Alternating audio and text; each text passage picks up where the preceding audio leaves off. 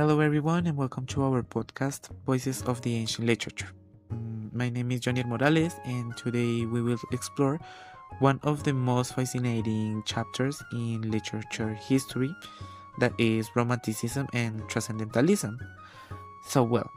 I'm with my friends Alison, Andres, and Mar, and they will guide us through different perspectives of these movements. So we will start with a little overview of the British Romanticism and then move to the American one. And then with Transcendentalism, and at the end we will make a comparison between the literature movements and an analysis of some selected poems and excerpts. So let's move on to the British Romanticism. In this period, this movement emerged at the end of the 18th century, right after the Enlightenment, and during the Industrial Revolution almost. So, yes, the Industrial Revolution brought progress in society, but it also caused a lot of pollution and a sense of dehumanization. So, in response of that, writers and poets also sought to recover emotion, the freedom called individuality, and a deeper bond between human people and nature. So, one of the main themes of this movement was the celebration of the nature. Nature was one of the most used things during Romanticism in England. So, it wasn't used not just like a background, the scenario, but also like a living force that shaped human life. That nature also reflected the emotions of people too.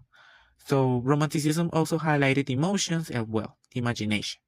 So one of the main figures of this movement was William Wordsworth, that placed nature at the center of human life, and in a time when industriality was emerging significantly, so it was basically like um, his view was like natural world was a source of comfort and also wisdom.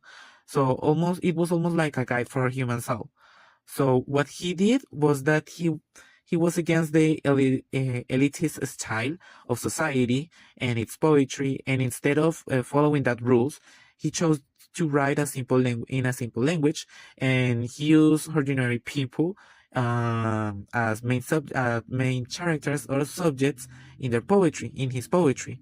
So doing so, he emphasized that true emotion and reflection could be found even in rural life, and the people also there had their own individuality, and the way of think of them was different. So, on the other side, we have Samuel Coleridge, and he explored another side of Romanticism.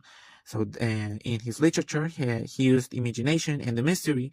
So, while society was focused on reason and progress, he was against of that, and he believed that imagination reveals the truth that even logic couldn't.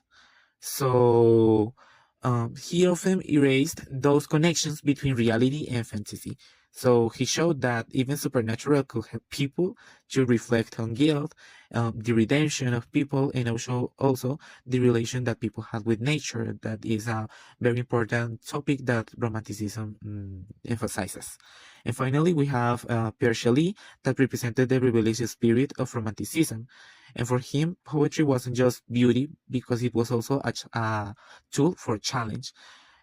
So, for example, a poem that represented that was Prometheus Unbound. And there he reimagines the main character as a symbol of resistance against the tyranny of society and the representation of hope for human freedom. So it's remarkable to mention that Shelley believed that poets could inspire humanity to challenge against the oppression. And what we can find is that all these British romantic reflected in their poetry with real human emotions, imagination going to the limits of supernatural. And that's Romanticism became into a new way of understanding human beings and the relationship that they have with the world. So now let's move to American Side Story, and welcome, Alison. tell us about the American Romanticism. That's a very interesting topic that it's related to this one. Okay, so firstly, we have to take into account that American Romanticism was a cultural movement that was developed in the 19th century. It was driven by the desire of find an unique identity, especially after the independence of the United States in 1776. So, although it also emerged in Europe, as Steven said, this movement in America established like its own characteristics, and yeah, this make us wonder why themes such as nature, emotions, and individuality were central to the writings of the period. For this, we have to go back to 1776. So, having gained its independence from Great Britain, the United States began to expand and incorporate new territories and facing the challenges of establishing this unique identity that I mentioned before. So they wanted to remove its European heritage. This process of forming its national identity led intellectuals to search for a truthful American cultural expression distinct from the Europe one. Then, another important factor was the beginning of the Industrial Revolution, which changed people's life. Cities grew, and people worked in factories instead of in their homes, and many felt lost due to the quick advancement of technology and urbanization. So, in this environment, nature was seen as a safe place, a place of purity and freedom, and a way to face the industrialization of the time. This can be reflected in works of the period. Authors such Emerson and Thoreau saw a greater connection with nature, distinct themselves from the urban life, and championing self-sufficiency and independent thought. Meanwhile, authors such Edgar Allan Poe and Nathaniel Hawthorne explore the macabre of the dark, addressing the most intense human emotions like madness and guilty and desire and fear, etc., etc. Thus, American Romanticism became a response to the challenges of a young nation seeking to find its place in this big world. Through the literature and art, they sought to express the essence of freedom, human emotions, and the connection with unexplored territories, both physically and spiritually. Well, now I'm going to emphasize in two important authors that I mentioned before. There are Ralph Waldo Emerson and Henry David Thoreau. They were part of a philosophical and literary movement called American Transcendentalism that emerged as well in the early 19th century. Its central idea was that human beings and nature are deeply connected, and that truth and knowledge can be found through intuition rather than only through logic or tradition. These two authors argued that individuals should trust themselves, live simply, and seek a spiritual ground outside of the materialism. They also valued nature as a source of inspiration and moral guidance. This movement influenced American literature, politics, and even early environmental thoughts, encouraging people to challenge conformity and embrace personal freedom. So, now that we have a more general idea about how the same movement was carried out into two different places, I think that we can do a deeper analysis about it. So, Andres, we will talk about us the similarities and differences between both movements. Yeah, of course. Thank you very much, Alison. Well, let's make this comparison. When we talk about British Romanticism and American Romanticism, the first thing to say is that they share the same heart. Both movements value nature, imagination, and emotion over reason. Both see individual experience as a way to arrive at a deeper truth. But the difference is very interesting, so pay attention.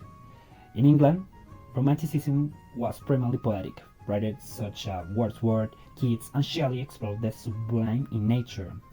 Nature, as for example mountains, rivers, or skies.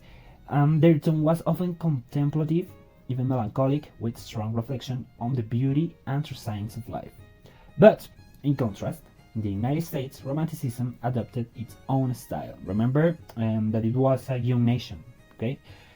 Still under construction and constantly searching for its own identity. So nature was not just sublime landscape, it was a symbol of freedom and of its own national identity.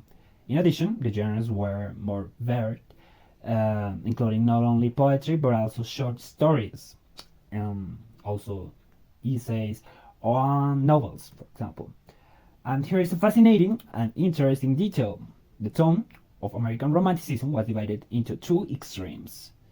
On one hand, there was a bright and celebratory Romanticism such as that of Walt Whitman, which exalted democracy, the common man, and on the other hand, there was a dark and gothic Romanticism with authors such as the famous Edgar Allan Poe, who explored death, madness, and the supernatural. So, in summary, while British Romanticism focused on poetry and the sublime nature, the American Romanticism took those ideas and transformed them into a voice of its own, one that was more diverse, more closely linked to national identity, and much more open to both the light and the shadow of the human soul. Those are good points, Andres. Well, to finish this, let's call Mar, who is going to analyze the poems and the excerpts of these movements. So go ahead, Mar.